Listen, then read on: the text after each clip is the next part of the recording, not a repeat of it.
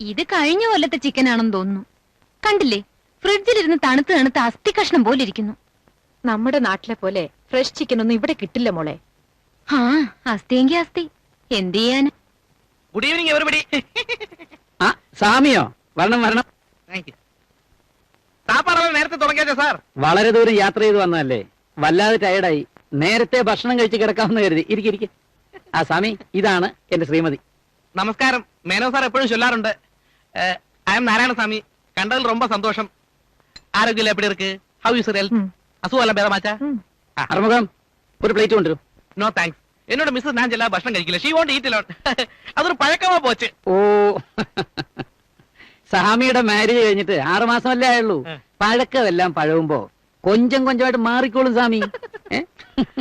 വേണ്ട വേണ്ട, அந்த எஸ்டேட் நான் போய் பார்த்தாச்சு, நல்லா இருக்கு. ஆனா அந்த ஆளு பெரிய விலைയാണ് ചൊല്ലുന്നത്. ഇനിമേ ടുമാറോ വിൽ മീറ്റ് ഹിം.